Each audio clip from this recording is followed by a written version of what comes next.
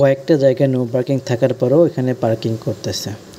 আসসালামু আলাইকুম ভিউয়ার্স, কেমন আছেন সবাই?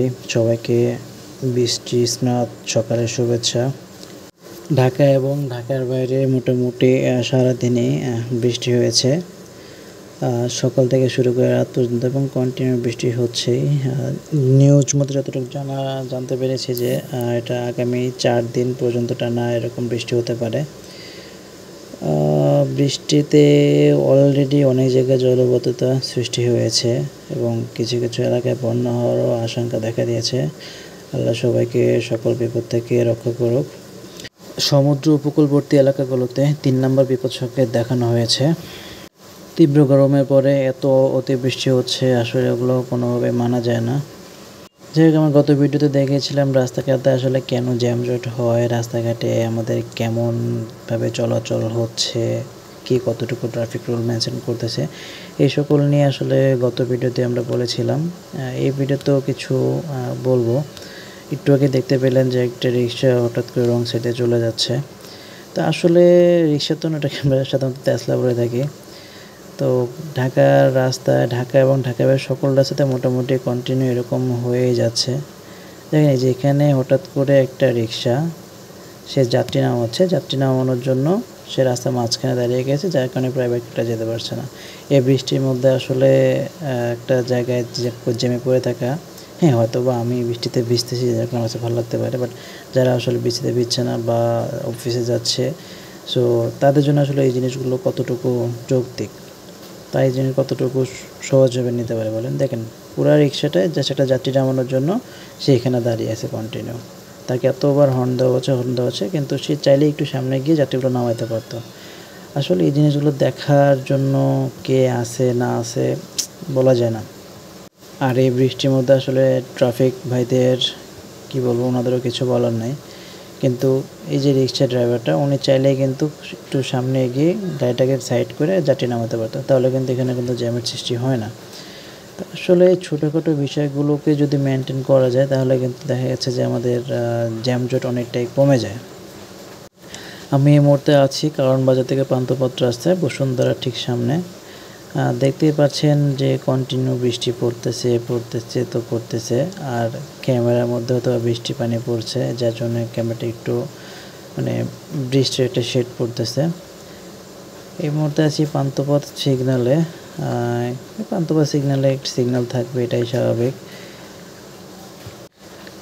আসলে ঢাকা শহরে জ্যামের একটা অন্যতম প্রধান কারণ হচ্ছে গিয়ে অনিয়মিত পার্কিং। যেখানে সেখানে গাড়ি পার্কিং করে রাখে। রাস্তা যত বড় হোক বা ছোট হোক, গাড়ি পার্কিং থাকবে, এমন কোনো রাস্তা আপনি পাবেন না যেখানে হচ্ছে নিয়মের বাইরে গিয়ে গাড়ি পার্কিং করে রাখছে।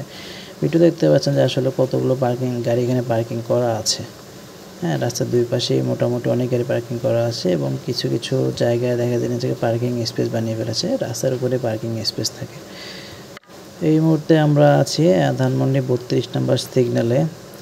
ধানমন্ডি 32 নম্বর সিগন্যাল, পান্থপথ সিগন্যাল, কারণবাজার সিগন্যাল, এগুলোতে সবসময় সিগন্যাল লেগেই থাকে। যত বৃষ্টি হোক বা রোদ থাকুক, এগুলোতে সিগন্যাল থাকবেই। দেখেন আমাদের রাস্তাঘাটে কি পরিমাণ তেসলা চলে, আমাকে বাইক ওভারটেক করে তেসলা চলে যাচ্ছে। আসলে তেসলা তো না, এগুলোকে কি বলবো, তেসলাই তো। দেখেন কি স্পিডে সে যাচ্ছে, সামনে এই গাড়িটা কি স্পিডে যাচ্ছে। এখন তাদের যদি কোনো অ্যাক্সিডেন্ট হয় বা এগুলো নিয়ে আসলে কিছু বলার নেই কারো। ওদেরকে এসব মেন রোডে ওঠা টোটালি নিষেধ, সম্পূর্ণ নিষেধ, কিন্তু তারপরেও তারা মেন রোডে উঠতেছে। বুঝে দেখেন, এবং তারা মানে অটোরিক্সা বা রিক্সাকে এমনভাবে মডিফাইড করছে যে তারা মোটরসাইকেলের চাকা লাগিয়েছে, মোটা চাকা লাগিয়েছে এবং দিব্যি রাস্তার মধ্যে একদম টেসলার থেকে স্পিডে। দেখেন কি জোরে তাদের থেকে, মনে হয় যেন বাইকের থেকে তাদের পিক আপ অনেক বেশি। এই যে এখানে দেখেন হট করে সামনে একটা রিক্সা, এই যে একটা রিক্সা আসলো, রিক্সাটি হঠাৎ করে ব্রেক করলো। কী রে ভাই, আপনি এখানে ব্রেক যদি করতেই হয় তাহলে এখানে কেন ঘুরালেন? আপনি শুধু সামনে গিয়ে এরপর ঘুরে নিয়ে আসতেন। যে এইগুলো জায়গায় দেখেন যে ছোটো একটা রাস্তার দুই পাশে কিন্তু পার্কিংয়ে রাখা, ঠিক আছে, এবং প্রতিটা জায়গায় কিন্তু নো পার্কিংয়ের ব্যানার দেওয়া। এই যে মোটরসাইকেল রাখছে এখানে, এখানে কি আসলে পার্কিংয়ের জায়গা? এটা কোনোভাবে এটা পার্কিংয়ের জায়গা না। যেহেতু দুটো গাছ আছে বড় বড়, এখানে পার্কিং রাখতে পারে। যেমন এই যে এই জায়গায় বড় করে নো পার্কিং লেখা, কিন্তু এখানে গাড়ি পার্ক করা। আর নো পার্কিং এরিয়ার ভিতরে গাড়ি পার্ক করা আছে, দুই পাশেই গাড়ি পার্ক করা আছে। তো মাঝখানে রাস্তার কতটুকু থাকে বলেন? তো এইসব রাস্তায় জ্যাম লাগবে না তো লাগবে কোথায় বলেন? আর এই গাড়িগুলো যেখানে পার্কিং করে রাখছে এদেরকে কি কিছু বলার নেই? সব সময় কিন্তু হচ্ছে দেখেন সকালে অফিস টাইমে তো এইসব জায়গায় গাড়ি পার্কিং থাকে, এই যে নো পার্কিং জায়গার মধ্যে গাড়ি পার্ক করতেছে। এটা শুধুমাত্র ধানমন্ডি এরিয়াতে না, এটা সকল জায়গাতেই হয়ে আসতেছে। নো পার্কিং এরিয়াতে তারা গাড়ি পার্কিং করে আছে, দুই পাশে গাড়ি পার্ক করে যদি রাস্তা 4 লাইন হয় সেটাকে 2 লাইনের রাস্তা বানিয়ে দিবে এবং জ্যামজট সৃষ্টি হবেই। এই যে দেখেন এই পাশে গাড়ি জ্যামে পড়ে আছে, সিরিয়ালে জ্যাম লেগে আছে। তো দেশ এবং বিদেশ থেকে যারা ভিডিওগুলো দেখছেন, এরকম ইনফরমেশন কোনো ভিডিও পেতে চাইলে অবশ্যই আমাকে ফলো করে রাখতে পারেন, বা চাইলে নাও ফলো করতে পারেন, এটা আপনার ইচ্ছা। দেশ এবং দেশের বাইরে যারা যেখান থেকে দেখছেন, যেমন আছেন ভালো থাকবেন। সবার নিকট দোয়া প্রার্থী যেন এরকম কিছু অ্যাওয়ারনেসমূলক ভিডিও বানাতে পারি। সবাই ভালো থাকবেন, সুস্থ থাকবেন, দোয়া রাখবেন। আল্লাহ হাফেজ।